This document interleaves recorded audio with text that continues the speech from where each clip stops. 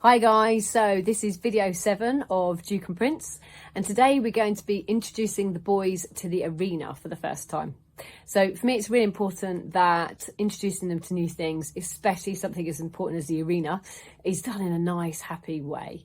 We want to build on that confidently so that when we eventually get on to riding, it's a nice, happy place. So hope you enjoy. So I thought I would share the stable layout and who I have where. So Billy Whiz is closest to the feed room, the most important. Then we've got Little Prince, we've got Angus in the middle, and then to the right of the straw barn, we've got a spare stable with Duke. And I thought it'd be nice for Duke to just have that little bit of headspace on his own.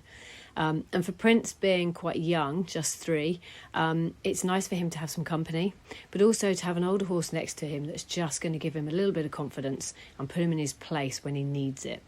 So they're all quite settled now, and I've waited until both Prince and Duke were confident enough in their own little houses before I started separating them.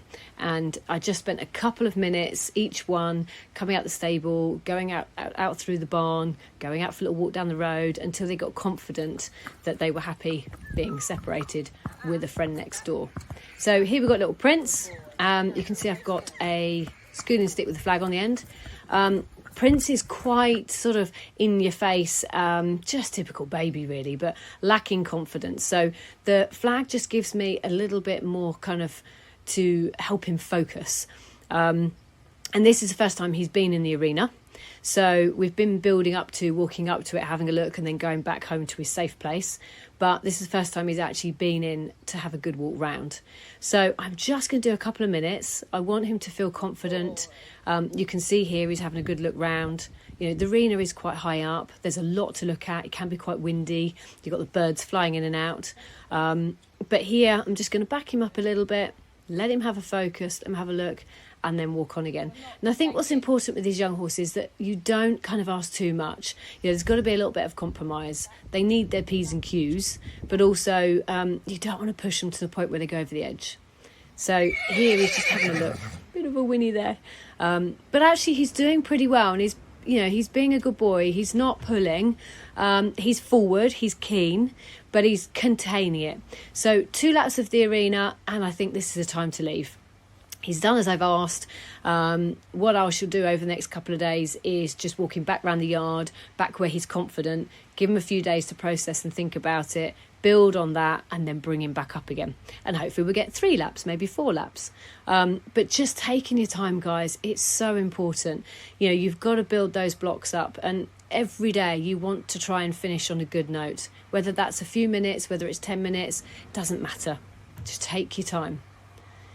So next we're going to have a little look at Duke. Now, Duke is a year older. He's a lot more confident with me. So I've done a huge amount more in handwork with him.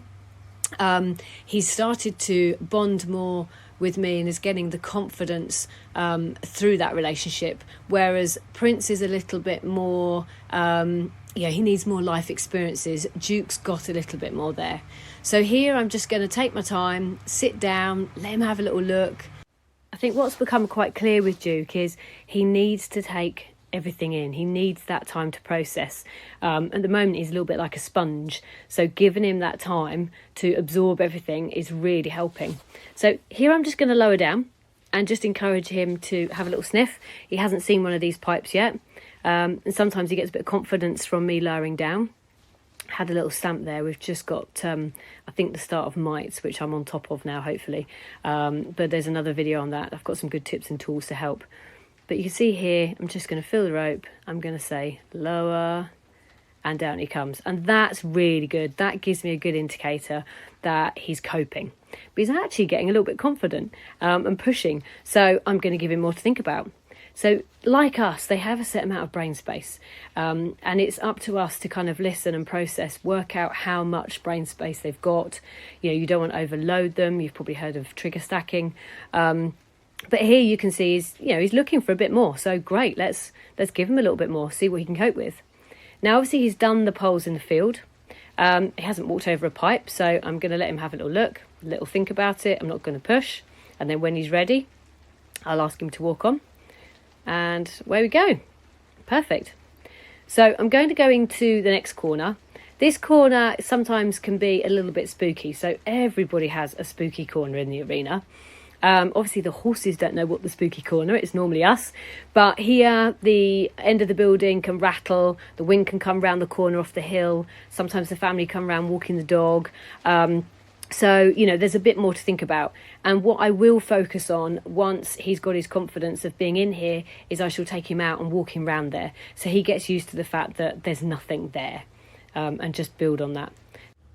So I'm really pleased with this, and because he's taken it all in his stride, I thought I will just move it to the next level and give him a couple of minutes on the lunge and just see how he performs. So here you can see I'm using my body. I'm just encouraging him out through my arms, making myself a little bit wider, sending him on, and obviously I've done this in the field. I've taught him to move on off the drive. I've taught him to hold off the whistle. You can see I've got a schooling stick. I've obviously done my own hand with this, so I didn't want to upgrade to a lunge grip first time and change anything. So I thought I'd keep his confidence. And again, here I'm driving him on. He's having a little bit of a moment. He's looking round. So I'm just going to back down, but I'm going to hold my body. I'm just going to encourage him that I'm not moving.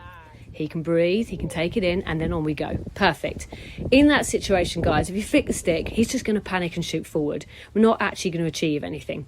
He's not backing up. He wasn't doing anything wrong. He just got to that point he needed to just take it in. So that's just me reading the situation. I don't always get it right. I'm human. But good, we managed. So here again, he's having a look at the camera lady. So I'm just going to breathe. I'm going to move slightly here. I've just lost his focus. But he did actually stop when I asked. So I'm going to make a big fuss of him. This pony really reacts to fuss and praise. So, going in, giving him a good pat really helps. So we're now going to go on the other rein. Little sticky to start, but then it is right eye. A lot of horses can be more reactive to the right eye. He is especially. So again, you can see me using my energy and I'm just encouraging him to send him out. Now, notice I've got him just in walk. And I've got him quite close. So for me, I really want to get his confidence. So keeping him that little bit closer, because we know that he gets confidence through the handler, through me. But also, I don't want to send him too far out until I can stop. There's nothing worse than you go out, the horse charges off, you lose control, you have to wheel him back in, and you've kind of, set yourself up to fail. So trying to encourage him to stay a little bit closer and pop in lots of walk halts, really get the boundaries, get his confidence, get the cues in there so he understands what I'm asking for before we move it on to trot, before we move it on to that bigger circle, and hopefully we've set him up to succeed. If they spook, whiz off, that's out of your control. These things happen, but we can only try and do our best and build on what we've got. So here you can see I'm using the whistle to stop, and that was a really nice stop. So I stopped there and made a big fuss of him. So day 2. So started here with a little bit of in hand, just 5 minutes of lowering his head, flexing, softening him to see where he was. See how he could cope and what his moods are. Same as us, they come out different depending on how they've been in the field and if they've had any spooks or scares. So here he's stopping really nicely. So you can see there I'm using my body, I'm looking at the hind leg to drive him on again. When I ask him to halt, I'm going to whistle and bring him back, and I'll look down, lower my energy. I might give him a little tiny bump on the rope, which is obviously still attached to the halter, just to encourage, but I don't want to do it too much. I don't want to use too much of a contact and then find he's turning in, stopping and panicking. But guys, I use the whistle because I think it's a really good cue. And then when you come to backing them, as you breathe out, that feeling makes you let all the air out of your spine. You sink down, you bear down into the horse. So he learns the noise and the feel come together, and that just sets you up for a much lighter contact. The horse learns through your body. And I'm a real believer of riding my horse on the ground, really focusing on being grounded, really focusing on my energy, trying to not move too much. So I send the horse away, bring the horse towards me. And again, I think a lot of the horse agility will help with this. But this is great. I'm really, really chuffed. Okay, there he's come in, but again, it's just confidence. You can see my right hand there just driving him on again. But guys, I kept this pony in walk, halt, transition for probably a couple of weeks. Didn't send him up to trot until I really felt he was confident in what I was asking. And, you know, I've got videos moving on, which I'll talk you through, which I think is really interesting, watching him as his character comes out, and what he can and can't cope with. It's, yeah, it's quite fun. So again here, just a couple more minutes. Trying to make sure you finish on a good note, I think, is so important. But here, really lovely whistle to stop. Brilliant. That's a super one to finish on.